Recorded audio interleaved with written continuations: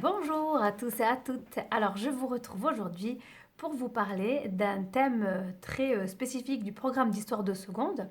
Le thème 2 qui s'intitule 15e, 16e siècle, un nouveau rapport au monde, un temps de mutation. Alors, j'ai décidé de vous parler de ce thème-là parce que je le trouve très intéressant et je trouve qu'on peut y développer des points de vue et des problématiques hyper intéressantes. Donc, euh, ce que je trouve très important à retenir en fait, ou en tout cas l'approche que je trouve très intéressante concernant ce thème-là, c'est d'essayer de comprendre combien cette modernité du XVIe siècle est très ambivalente, très contradictoire. Donc je vais m'expliquer. Lorsque vous regardez le programme, d'un côté vous avez l'aspect ouverture sur le monde avec les conquêtes européennes et la découverte en fait de territoires qu'ils ne connaissaient pas. Et puis il y a aussi tout l'aspect renaissance, art, humanisme. Donc dans ces deux chapitres qui constituent le thème 2, il y a quelque chose qui relève de une forme de contradiction et d'ambivalence. Ambivalence, ça veut dire que d'un côté vous avez quelque chose et puis vous avez son autre pendant, son contraire en fait. Voilà. Donc, je m'explique. Au XVIe siècle, selon le découpage traditionnel de l'histoire, notamment du point de vue français, nous sommes dans la période moderne, l'époque moderne, la modernité. Très souvent, on utilise le chrononyme de Renaissance, avec cette idée que dans les arts, les artistes, notamment italiens, français, vont se replonger dans l'Antiquité grecque, vont aller puiser une nouvelle inspiration et un renouvellement des arts dans les sculptures, l'esthétique, les standards de beauté de la Grèce antique. Ils vont aussi se replonger dans les textes des philosophes grecs, etc. On parle aussi pour la modernité de l'humanisme, hein, ce mouvement intellectuel qui met au centre des choses l'homme au sens de l'être humain, avec une idée de partage, de coopération, de développement des sciences, de traduction, de textes savants, un développement du raisonnement, etc. Tout ça qui circulerait comme ça en Europe. Donc, d'un côté, vous avez une modernité qui se caractérise par un aspect brillant, un aspect progressiste, un développement des arts et des sciences, quelque chose de très très positif. Et d'un autre côté, la modernité au XVIe siècle, ce sont aussi les Européens qui vont découvrir des territoires qu'ils ne connaissaient pas ou dont ils avaient entendu parler, comme par exemple l'Afrique subsaharienne, hein, que les Européens connaissaient en théorie, parce qu'on savait que de l'or venait de ce qu'on appelait la Guinée ou le Soudan, c'était l'Afrique subsaharienne, mais on n'y avait jamais été directement. Donc d'un côté, vous avez aussi un rapport, quelque chose d'assez violent et de plus sombre qui se met en place au XVIe siècle, parce que les populations européennes, à travers les navigateurs, les commerçants et puis ensuite les conquérants, vont entrer en contact avec des populations, avec souvent je dis à mes élèves, avec l'autre, avec un grand A, des populations qui sont différentes, qu'ils ne connaissent pas et avec qui ils vont entrer en contact pour la première fois. Et là, petit à petit, donc dès le XVIe siècle, on parle des premières colonisations, et à ce moment-là, petit à petit, va se mettre en place un rapport de domination entre les Européens et les populations non européennes. Donc c'est pour ça que je vous dis que ce que je trouve très intéressant de mon point de vue en tant que prof d'histoire géo et historienne, c'est c'est de comprendre ce thème à travers cette contradiction, à travers cette ambivalence. D'un côté, j'ai quelque chose d'hyper brillant, euh, hyper brillant, qui concerne les arts et les sciences qui se développent, mais qui reste très circonscrit à l'Europe. Et d'un autre côté, j'ai des découvertes, une ouverture sur le monde qui se fait quand même dans une forme de violence. Alors, concernant le chrononyme de Renaissance et puis le terme aussi de modernité, eh bien, évidemment, du point de vue européen en Europe, c'est tout à fait extraordinaire. Les gens du XVIe siècle, certaines personnes du XVIe siècle, s'appelaient déjà eux-mêmes les modernes. Alors, bien sûr que tous les citoyens lambda du XVIe siècle d'Europe ne se réveillaient pas le matin en se disant ah, je suis un moderne, qu'est-ce que je suis moderne, c'est génial, je vis une époque extraordinaire. Mais évidemment qu'il fallait avoir conscience quand même de ces nouveaux apports intellectuels et de ce changement qui était en train de se faire. Donc c'était surtout des intellectuels, des savants, qui s'appelaient eux-mêmes les modernes, hein. Donc vous aviez quand même certaines personnes contemporains du XVIe siècle, c'est-à-dire qui vivaient au XVIe siècle, qui se nommaient eux-mêmes les modernes parce qu'ils considéraient qu'ils étaient en train de vivre une époque changeante, nouvelle, pleine d'effervescence intellectuelle, différente du passé. Voilà. Donc, on a parlé de la Renaissance très rapidement. Petit détail en fait, petite précision, voilà. On parle beaucoup de Renaissance, mais il faut quand même avoir conscience que, voilà, un certain nombre d'historiens nous expliquent quand même que la Renaissance, c'est quelque chose qui était très, très quand même circonscrit à l'Europe et même à quelques pays d'Europe, hein, finalement. C'était donc cette renaissance artistique née en Italie. Elle se diffuse un peu dans le reste de l'Europe, la France, la Belgique, l'Angleterre, jusque dans les pays du Nord avec la peinture flamande, hollandaise du 16e, 17e. Mais il y a certains pays d'Europe qui sont restés un petit peu hermétiques, hein, finalement à cette dite Renaissance. Donc il faut comprendre que quand on dit Renaissance, c'est quelque chose qui est très limité même géographiquement.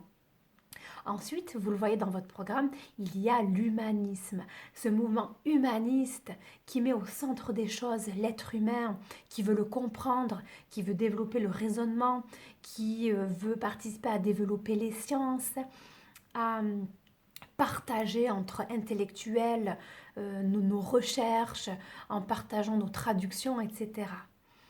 Donc voilà, un aspect de la modernité en Europe, avec la Renaissance et l'humanisme, très positif. Et d'un autre côté, c'est là qu'on arrive dans notre contradiction, notre ambivalence. Le XVIe siècle et donc cette dite modernité correspond également à une période où les Européens, tout d'abord les Portugais, les navigateurs portugais,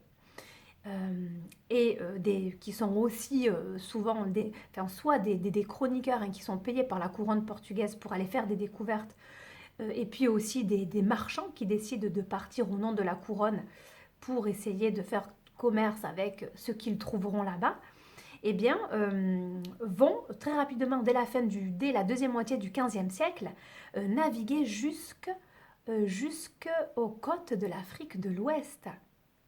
Et donc là, ils vont entrer en contact avec des populations ouest-africaines.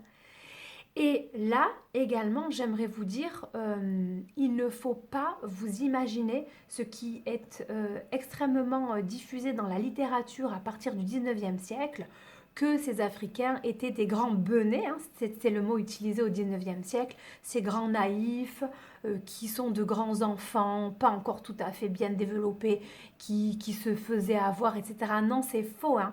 Vous devez vous imaginer que quand les Portugais arrivent sur les côtes de l'Afrique de l'Ouest au XVIe siècle, ils découvrent des communautés, des chefferies locales hyper organisées, hyper hiérarchisées, des populations multiples en Afrique de l'Ouest qui sont spécialisées dans le commerce, qui sont de grands commerçants, souvent des grands marchands ambulants. L'Afrique de l'Ouest, c'est tout un ensemble de fleuves, donc toute une économie commerciale fluviale à pirogue. Voilà, il ne faut pas vous imaginer que, parce que c'est quand même une idée très stéréotypée qui a beaucoup circulé, je vous dis notamment au 19e siècle avec la deuxième vague de colonisation, que les Européens arrivent, qu'ils s'imposent directement. Ça va se faire petit à petit, mais au tout début, dans les premiers contacts portugais-africains, il y a encore un rapport un petit peu égalitaire quand même, avec des chefs locaux qui détiennent un tas de terres et qui vont autoriser les Portugais à s'installer sur leurs côtes à certaines conditions. Les Portugais doivent louer. Ils doivent payer les chefs locaux, ils doivent louer les terres. Ça, ce sont surtout les anglo-saxons qui ont travaillé sur ça. C'est plutôt dans la littérature anglo-saxonne que vous allez trouver, dans l'historiographie de langue anglaise que vous allez trouver ces informations-là. Mais ne nous voilons pas la face quand même, très rapidement, on a quand même un commerce d'esclaves qui se met en place très rapidement, petit à petit. Les marchands, bon, à la fois portugais, puis espagnols, puis belges, puis tous ceux qui arrivent par la suite, vont rapidement acheter quand même des esclaves, d'abord avec les Portugais pour les faire travailler à la mina au Ghana, et puis très rapidement pour les déporter en Amérique. Hein. Les historiens de l'esclavage utilisent le terme de déportation pour les esclaves africains qui sont emmenés en Amérique. Donc vous voyez que déjà là on a un premier aspect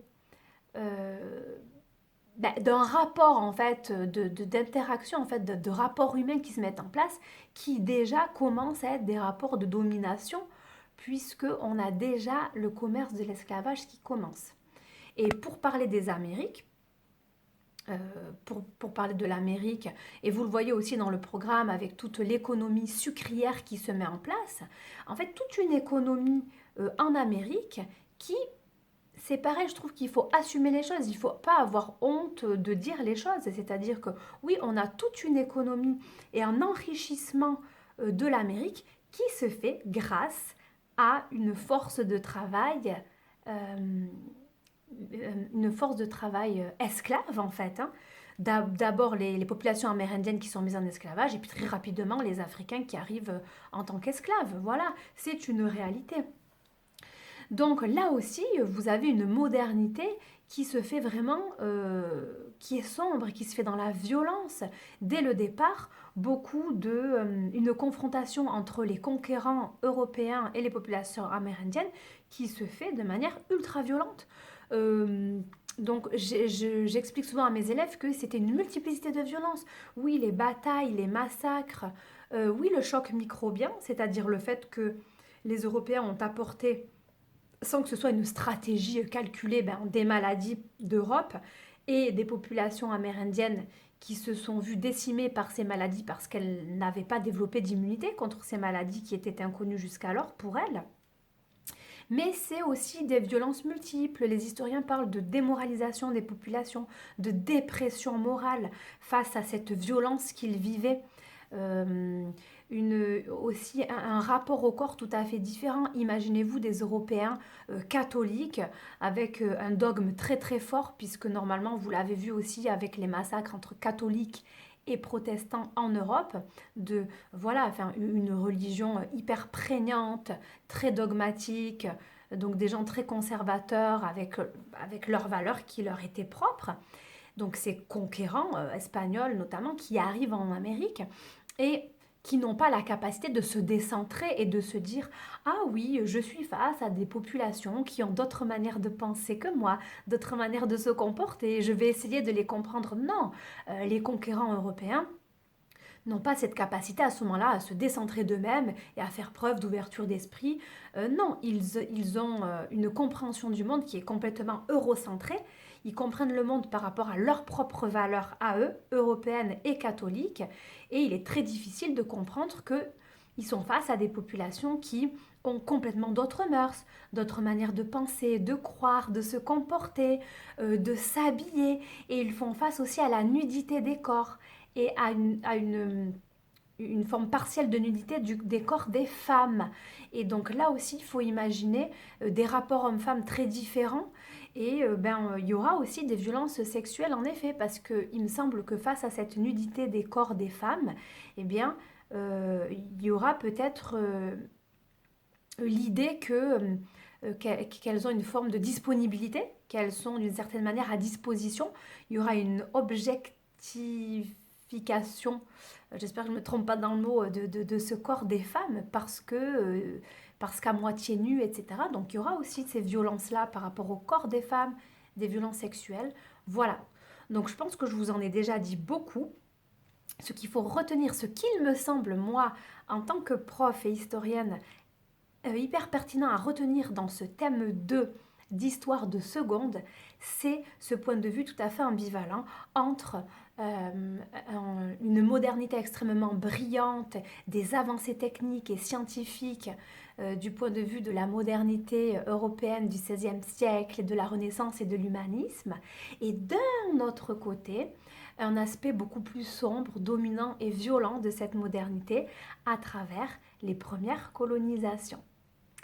Voilà, j'espère que ça a été clair pour vous et je vous dis à la prochaine dans une prochaine vidéo sur un autre sujet.